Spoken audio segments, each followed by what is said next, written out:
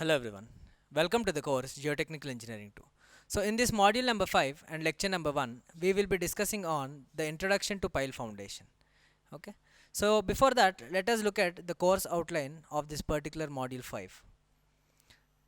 Coming to the course outline, we will be discussing on the deep foundations, that is nothing but the pile foundation.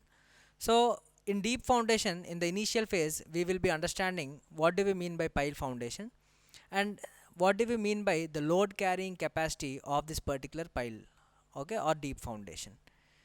Next we will be understanding the pile load test and the different concepts related to these piles known as the pile group and its efficiency.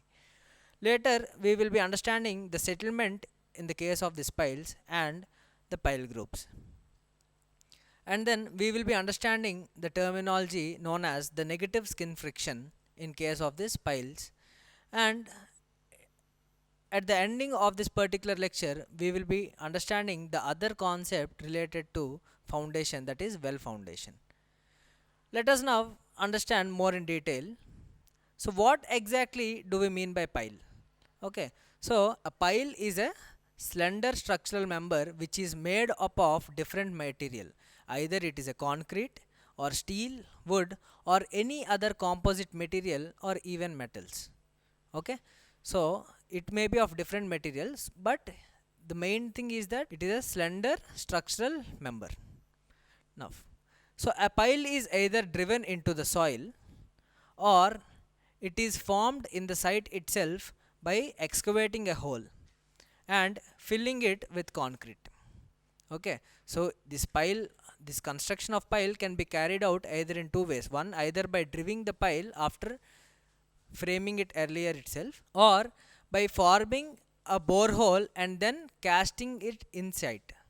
Okay, now if you look at the classification of piles, so it can be classified based on materials, based on the method of installation, and based on function. So this classification of these piles can be done either by materials or by the installation procedure or techniques or by the function. Okay, let us now look at the classification of pile based on the material. Okay, so there may be different materials used for the construction of piles, which may be listed as follows, that is the timber piles, steel piles, concrete piles. So if you look at this particular diagram here, so this type of pile which is constructed with the help of timber is known as a timber pile, and this is a steel pile, okay, which is made up of steel. So if you see here, in general we may state that steel material may be a I section material, but however in case of piles, the casing what we are preparing may be of steel, and even then the pile entire the solid frame can be of a steel material, and the other type of material may be concrete one. Either it can be circular or any other irregular shape. Now, so coming to the classification based on the method of installation. So we have the driven pile and driven and cast in situ pile, and bore and cast inside piles, and lastly jagged piles. So we will try to understand what are these more in detail now. Okay, coming to the driven pile.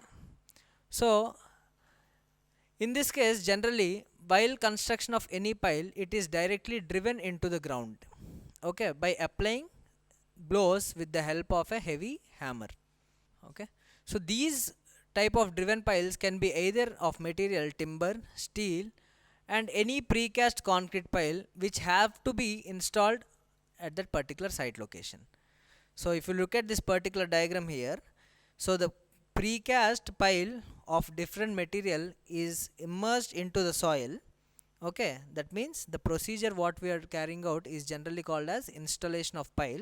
So it is driven into the soil using a hammer blows. That means this hammer attached to this crane sort of arrangement is actually lifted up, and the number of blows are given so that the pile is driven into the soil to the required depth. Now let us discuss the driven and cast in situ pile. So in this aspect, these piles are generally driven with the casing. Okay, once the casing is done and it is closed at the bottom, then the material is poured into the casing and the pile is formed. So in general, such type is generally done for concrete piles, because once we are immersing the casing to the required depth, then only we can pour the concrete. Okay, so if you look at this particular diagram, this is a crane with a casing sort of arrangement. This is a steel casing sort of arrangement. It is driven into the ground, and once it is driven and it is left inside the soil, and then concrete is poured into this hollow material. Okay, now looking at the other type, that is bored and cast in situ piles. That means these, as the name itself indicates, that we have to initially dig a borehole and then we have to pour the concrete so that we can construct a pile. So these piles are formed by excavation of a hole into the ground and then by filling it with the concrete. So this is what I have stated. And if you look at this particular diagram, so initially a borehole is dug. So we have different equipment for digging a borehole that we have understood in the soil excavation. So after digging a borehole, then we will pour this concrete into the borehole, okay, and then we can obtain our pile. So let us now look at the other type, that is jagged pile. So these piles are jagged into the ground by applying a driven force, okay, with the help of a hydraulic jack. So if you look at this particular diagram, so a particular sort of arrangement is made into the soil, and okay, and the required pile is immersed into the soil with the help of a hydraulic jack system. Okay, we know what do we mean by a hydraulic jack system. Okay, coming to the other type of classification based on function. So first we have the end bearing pile and the frictional pile, and we have compaction pile, and we have tension pile, and we have a anchor pile, fender pile, and a better pile. Okay, so based on the functionality of this pile, so it is classified as end bearing pile, frictional pile, compaction pile, tension pile, and anchor pile, as well as fender pile and better pile. So apart from this, these are actually one similar type of piles, and there is another additional pile based on functionality which is somewhat different, that is sheet pile. So we will understand the difference in the upcoming session. So let us now look at these type of piles more in detail. Okay, coming to the end bearing pile. So this is penetrated generally through a soft soil, and its bottom or the tip of the pile generally will rest on a end bearing strata. Okay, that means wherever the hard rock is there at a certain depth, till that level this pile is driven.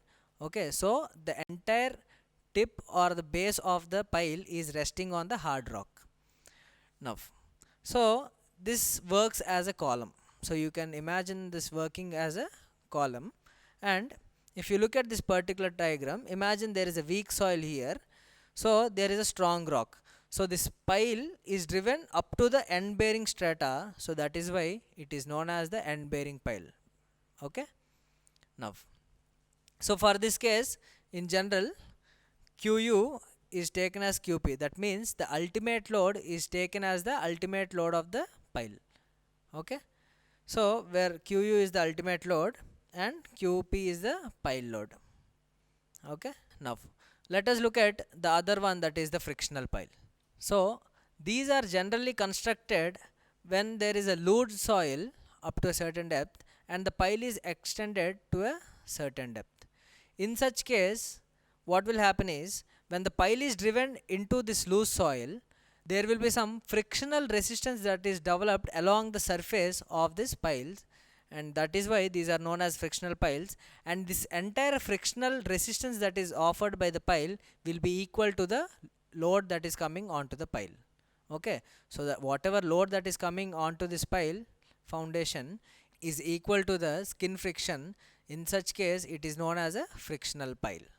Okay, so if you look at this particular diagram, consider this soil as a cohesionless soil, and in this soil there is a pile immersed, and whatever load, external load q that is coming onto this pile is entirely bared by the frictional resistance. So such type of piles are known as the frictional piles. So here this qu is equal to qs, where the ultimate load is equal to the screen friction resistance. Okay, so this frictional resistance can be increased. Okay, so whatever resistance, since the external load may gradually vary depending upon the type of structure as well as the amount of live loads coming, so in such case this qs that is predetermined can be increased. Okay, so this can be done by increasing the length and diameter of the pile as well as making the pile surface more rough. Apart from this can also be done by placing closely a certain number of piles, or simply we call it a pile grouping. Okay, now let us try to understand the other one, that is the compaction pile. So such type of piles does not carry any type of load. Okay, such type of piles does not carry any load, and these are mainly used to make sure that soil is in a stiff position. That means these are used as a support to the soil. So these are used to increase the bearing capacity of the soil. And if you look at this particular diagram here, these are, there is a structure here. So if you look at this particular diagram here, this is a structure here. Okay, this dotted line is a structure with a foundation base, and this is a foundation, and this is an end bearing pile. Okay, so since the load is coming onto this, so such type of compaction piles, okay, such type of compaction piles are used for a lateral support of this soil. Okay, so these compaction piles are generally driven into the soil, so this the surrounding soil present in this region. Okay, imagine there is surrounding soil here. This surrounding soil has to be resisted, and this is done by the compaction pile. So that is why such type of piles do not carry any load, and they provide only the lateral support. Okay, now coming to the other type, that is tension pile. So when the structure is subjected to any uplift, okay, such type of piles may be used. Okay, imagine one structure is actually acting upon a uplift pressure, or say due to some hydrostatic pressure present below the ground level. Okay, that means if I am standing here, along one side of me there is a normal load that is distributed to the ground, and along the other side, since due to some hydrostatic forces or the pore pressure, so there is some uplift pressure. So in such case, to resist this uplift pressure, tensile piles may be used, so that this can resist the overturning moment as well. Okay, so that is why it is known as an uplift pressure. So if you look at this particular diagram, along this particular structure the load is distributed downwards, but because of the pore water pressure and hydrostatic pressure present beneath the ground surface, there will be some uplift that is acting on the structure. So to resist that, there is a uplift pile that is placed, so that the overturning moment can be resisted. Okay, so that is the purpose of the tensile pile. Now coming to the other one, that is anchor. So these generally provide anchorage against a horizontal pull. Okay, so if you look at this particular diagram here, so this is a particular structure here which is resting on a sloping surface. Okay, let us say along one side there is water, and this is a sheet pile, and there is some water around one region. So to make sure that this particular structure that is constructed is not moving, so if you understand the concept of retaining wall, what is happening, because of the lateral pressure there will be overturning of the retaining wall. So to make sure that any retaining structure is still, okay, such type of horizontal anchorages are provided, and these anchorage is actually given with a pile support. So such type is known as an anchored pile to resist the horizontal pull. So let us look at the other one, that is fender piles. So such type of piles we can observe generally along the coastline structure. Okay, so if you look at this particular diagram, along the coastline structure, okay, to protect the waterfront from the structures against some impact of ships or any other floating objects, such type of piles are used. So these are known as the fender piles. Okay, now so coming to the better pile, that is similar to that of anchor pile, where these are used to resist the horizontal forces and the inclined forces. So if you look at this particular diagram, if there is any lateral forces that is coming onto the structure through the ground, so such type of piles can be used with batter tension anchor. Okay, now coming to the last one, that is sheet pile. Okay, so as I've stated that sheet pile is something different from all other piles what we have seen till now. So these are generally used as bulkheads or impervious cutoff. Okay, generally to reduce the seepage as well as the uplift under hydraulic structures. So if you look at this particular diagram, in such case these are generally in the form of sheet. Okay, so these are placed along certain structure to reduce any seepage effect as well as the uplift of any hydraulic structures. Okay, now so here I have listed some of the assignment questions for a simple practice, so try to just make a note of them. Okay, so in the upcoming lecture we will be discussing on the load carrying capacity of piles. Okay, we have understood the introduction to piles, so we will be looking at the load carrying capacity of pile. So that's it for today. I hope you have understood very well. Thank you very much. Have a nice day.